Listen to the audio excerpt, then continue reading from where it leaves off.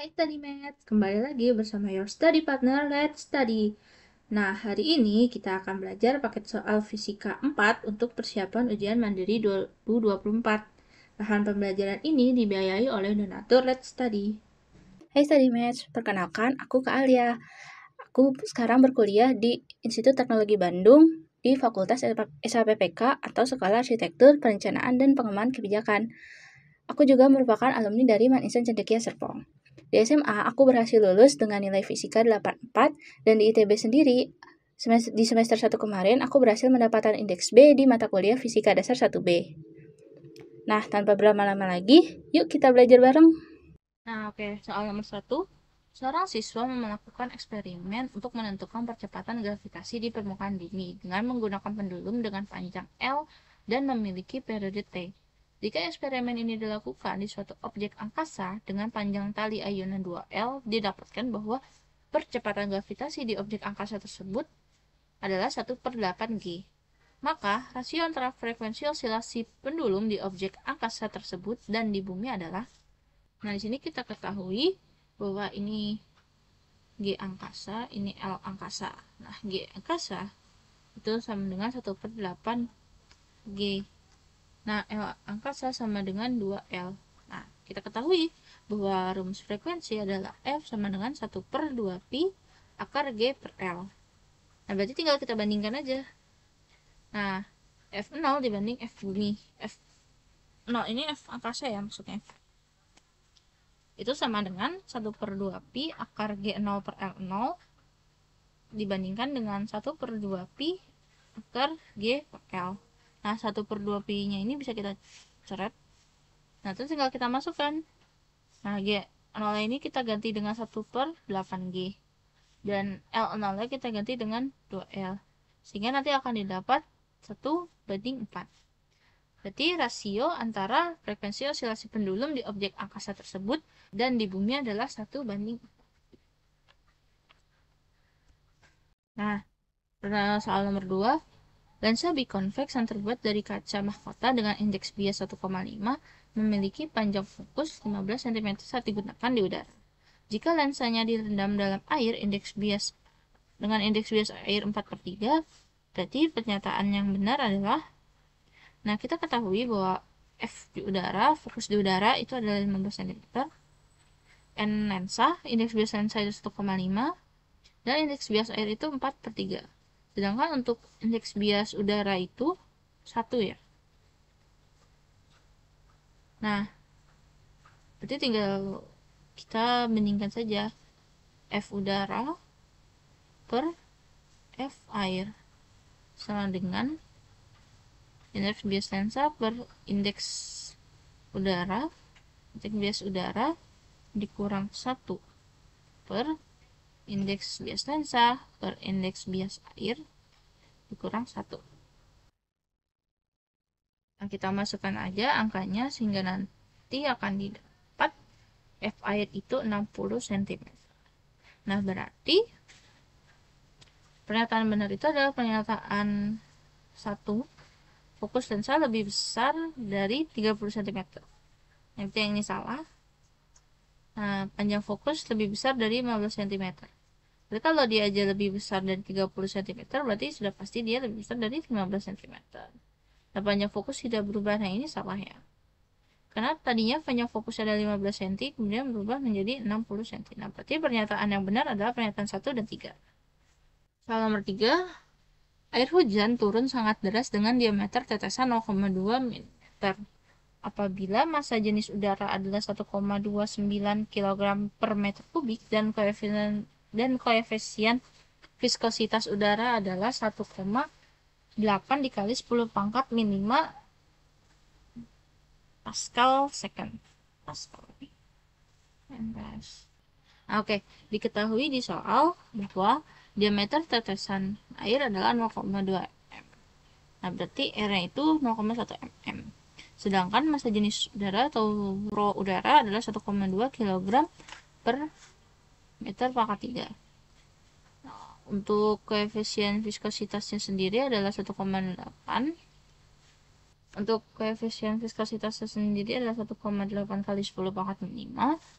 sedangkan rho air itu adalah 1000 kg per meter kubik, dan G yang kita gunakan adalah 9,8 meter per second kuadrat. Nah, yang ditanya itu adalah V. Nah, rumus V itu adalah V sama dengan 2G R kuadrat per 9 dikali koefisien viskositas. Kebaliknya ini begini. Koefisien viskositas dikali rho air dikurang rho udara. Nah, ini tinggal kita masukkan aja, sehingga nanti akan didapat V sama dengan 1,2 meter per second. Jadi kecepatan tetesan air hujan adalah 1,2 meter per second. Nah, selanjutnya ada nomor 4. Sebuah tabung berkapasitas 2 liter yang terisolasi sempurna berisi gas argon dengan massa 300 gram dan bertekanan 1,25 kali 10 pangkat 8 Pascal. Apabila gas argon mampu menyerap kalor sehingga tekanannya meningkat menjadi 2,35 dikali 10 pangkat 8 Pascal, besar perubahan energi dalam dan jumlah kalor yang diserap adalah. Nah, kita ketahui bahwa perubahan energi dalam itu delta U sama dengan 3/2 N R kali delta T, atau 3/2 kali delta P dikali V. V-nya ini volume ya. Nah, sini udah diketahui kan perubahan tekanannya itu berarti dari 1,25 dikali 10 pangkat 8 ke 2,35 dikali 10 pangkat 8. Nah, V-nya sendiri itu 2 liter ya. Nah, berarti tinggal kita masukin aja ya angka-angkanya. Kita akan didapat delta U-nya itu sama dengan 3.300 Joule atau 3,3 kilojoule. Nah, karena volume gas di sini tetap, ya kan? Tetap karena dia terisolasi sempurna. Berarti gas tidak memiliki usaha alias W-nya itu 0. W sama dengan 0. Kan tadi kita tahu bahwa Q sama dengan W ditambah delta U. Jika W 0 berarti Q sama dengan delta U.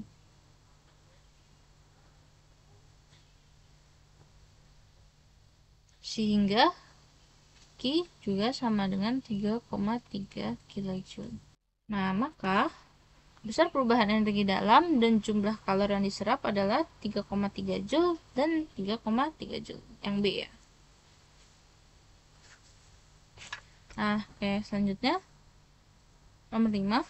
Sebuah benda bermassa M diluncurkan dari dasar sebuah bidang miring dengan kecepatan awal V seperti gambar berikut.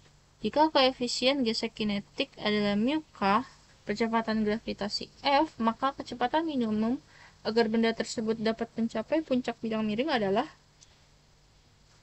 Nah, kita ketahui bahwa W sama dengan F dikali S sama dengan min delta EP sama dengan delta EK. Nah, sebuah benda bermassa M diluncurkan dari dasar sebuah bidang miring dengan kecepatan awal V seperti di gambar berikut. Jika koefisien gesek kinetik adalah mu k, percepatan gravitasi G, maka kecepatan minimum agar benda tersebut dapat mencapai puncak bidang miring adalah. Nah, ini tuh kita berarti yang ditanya itu usaha kan? Usaha sama dengan Fs sama dengan min delta EP sama dengan tadi kinetik.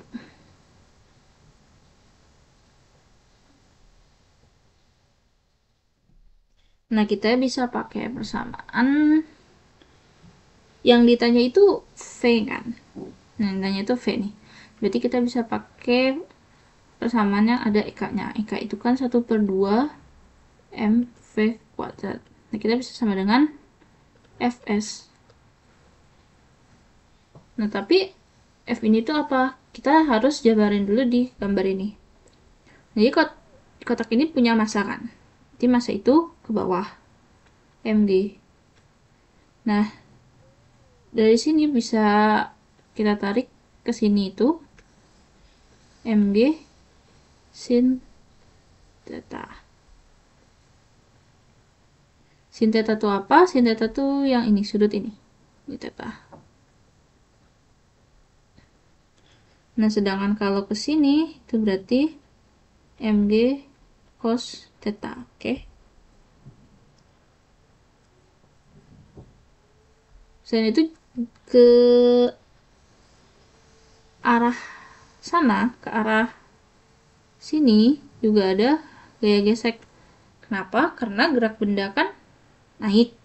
Gerak benda naik berarti gaya geseknya berlawanan arah. Oke.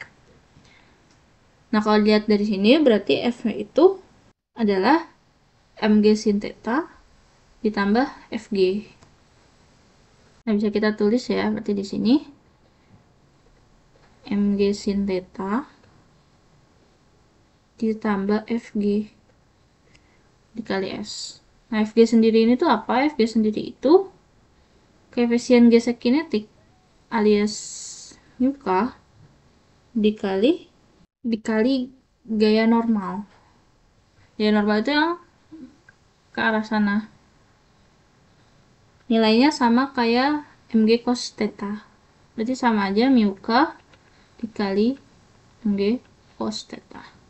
Nah, berarti 1/2 mv kuadrat itu sama dengan mg sin theta ditambah muka dikali mg cos theta dikali s.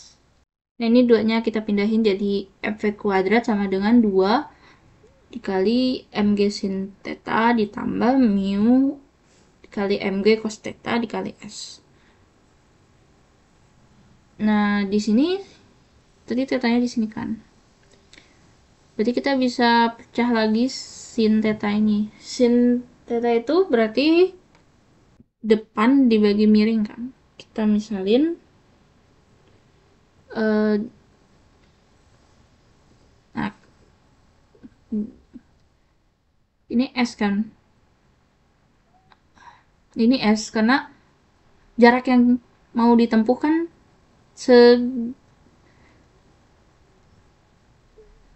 semiring ini kan. Berarti ini tuh S. Berarti sin ini bisa kita pecah menjadi depannya H, sini H kan. H per S. Nah, sedangkan untuk cos theta yaitu cos itu samping dibagi miring. Nah, ini sampingnya adalah L, berarti L per S. Nah, tinggal kita tulis ulang. mv kuadrat sama dengan 2 dikali mg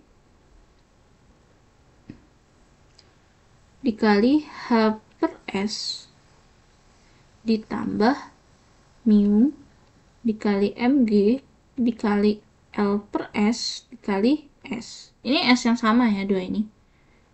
Nanti tinggal kita operasikan seperti biasa. Ini S ya bisa dikeluarin ya, jadi 1 per S. Jadi sama dengan 2 dikali 1 per S kali mg ditambah mu kali mg. Mu K dikali S. Nah, ini bisa dicoret. Berarti sama dengan mv kuadrat. Ini juga mv kuadrat 2. Ini kan sama-sama ada M ya. Di sini masih ada H, di sini masih ada L. Nah, ini M kita keluarin juga. Jadi 2M dikali GH dikali mu K G L. Nah, ini ada sama-sama M kan. Bisa kita coret. Jadi V kuadrat sama dengan 2 dikali GH dikali mu K dikali GL. 2 dikali GH ditambah mu K dikali G dikali L.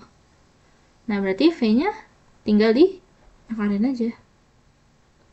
Jadi 2 kali GH ditambah mu K GL. itu yang E. Nah, berarti jawabannya adalah E. V sama dengan akar 2 dikali GH ditambah mu K dikali GL. Jadi sigma nggak sih? Oke. Nomor 6. Seorang mahasiswa berkulit coklat mencoba memilih baju yang akan dipakai. Tempat belajarnya langsung terkena cahaya matahari dengan suhu 25 derajat Celcius. Suhu permukaan kulit mahasiswa tersebut adalah 30 derajat Celcius. Luasan kulit yang terpapar radiasi adalah 1,7 meter kuadrat dengan emisivitas 0,8. Transfer energi dari tubuh oleh radiasi dalam jangka waktu 30 menit adalah. Nah, sini kita ketahui bahwa T1 sama dengan 25 derajat dan T2-nya itu 30 derajat. Kemudian ada konstanta Stefan Boltzmann-nya itu ada 5,67 kali 10 W per M kuadrat T pangkat 4. Kemudian A atau luasan kulit yang terpapar adalah 1,7 M kuadrat dengan emisivitas 0,8. Yang ditanya itu adalah Q. Nah, rumusnya itu Q per T sama dengan emisivitas dikali ini itu konstanta Stefan Boltzmann dikali A dikali T pangkat 4. Nah, Q sama dengan E dikali konstanta dikali A dikali T2 pangkat 4 dikurang T1 pangkat 4 dikali T.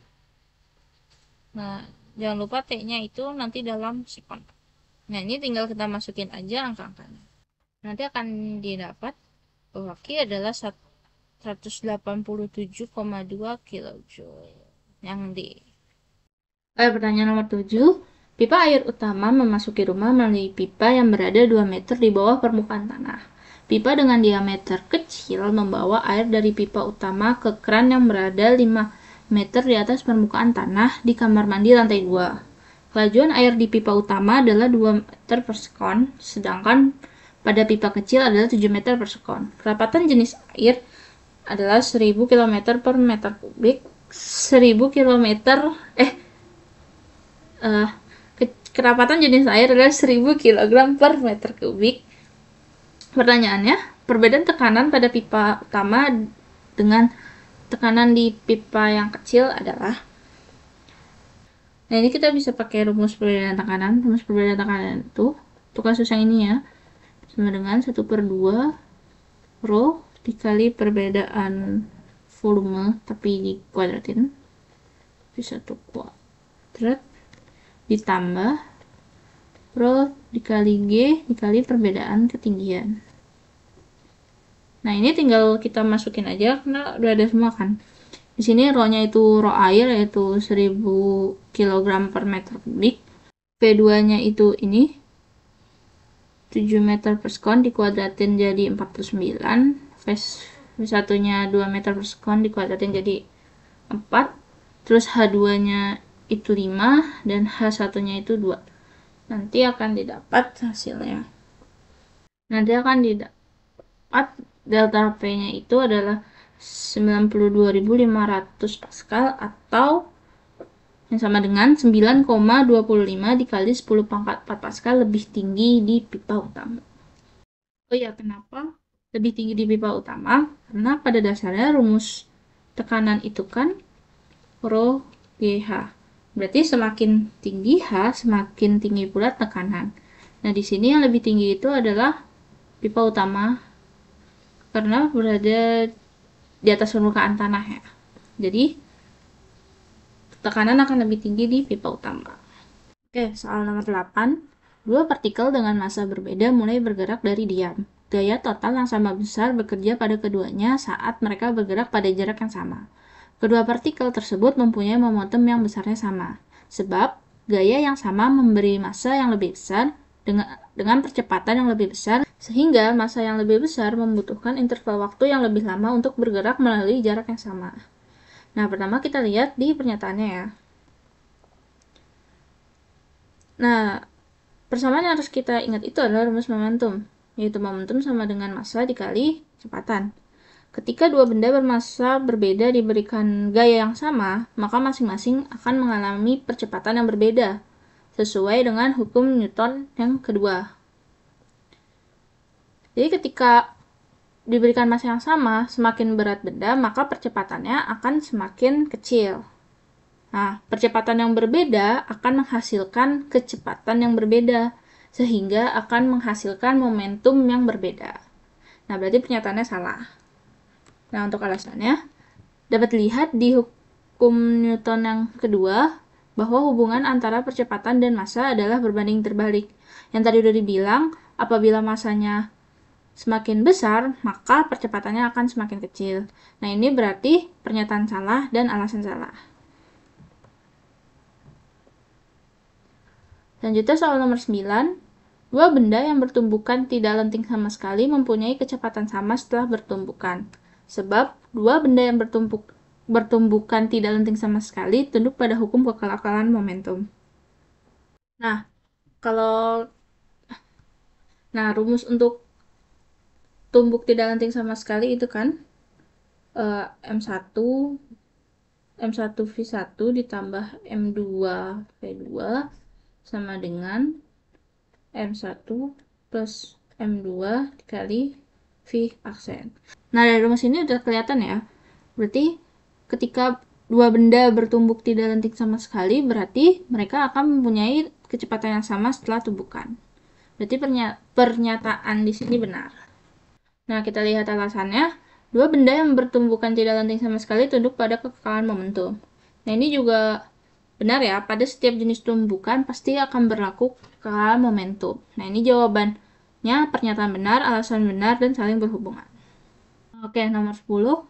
Gelombang berjalan yang merambat pada kawat dapat dinyatakan dengan persamaan Y sama dengan 2 sin Pi 100 T min 4X dengan 4X dan Y dalam meter dan T dalam detik. Jika kawat tersebut terbuat dari bahan yang rapat massa persatuan panjang adalah 20 gram per cm, pernyataan berikut yang benar adalah, nah kita cek pertanyaan pertama, cepat rambat gelombang. Rumus untuk cepat rambat gelombang itu adalah V sama dengan omega per K. Nah, ini tinggal kita masukkan. Omega itu apa? Omega itu yang ini. Karena rumus umumnya kan Y sama dengan A sin WT min KXK. Nah, ini tinggal kita masukin, berarti omeganya 100, K-nya 4, berarti sama dengan 25 meter per sekon. Nah, berarti nomor 1 ini benar. Nah, oke, untuk pernyataan kedua itu tegangan kawat 1,25 kN. Nah, rumus tegangan kawat itu adalah V kuadrat sama dengan F per mu. Yang dicari itu F-nya ya. Nah, mu ini apa? Mu ini adalah rapat massa per satuan panjang. Tapi kita itu makainya satuannya kilogram per meter. Berarti ini harus kita ubah dulu. Berarti 20 gram ke kilogram berarti 10 pangkat min 3. Ini juga. Terus kemudian cm ke m berarti 10 pangkat min 2. Nah, ini berarti 2 ya, 2 kg per m. Nah, ini tinggal kita masukin aja V-nya tadi kita udah dapet kan. Nanti berarti F sama dengan V kuadrat dikali mu. Nah, nanti akan didapat F-nya 1250 Newton yang sama dengan 1,25 kN. Berarti pernyataan 2 juga benar. Nah, kemudian kita lihat ke pernyataan nomor 3. Pernyataan nomor 3 itu adalah frekuensi gelombang 50 Hz. Nah, kita tahu rumus omega itu 2pi F. Nah, sini kita bisa dapat frekuensi. Frekuensi itu mega per 2V. Nah, di sini omeganya itu 100 pi.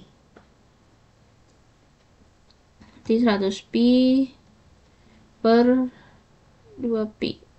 Jadi sama dengan 50 Hz. Nah, ini berarti juga pernyataan 3 itu benar ya. Nah, kemudian untuk pernyataan nomor 4, gelombang merambah ke arah sumbu X negatif. Nah, ini tuh salah. Kenapa? Karena tanda minus dalam persamaan menandakan gelombang merambat ke kanan atau ke arah sumbu X positif ini, tanda minus ini.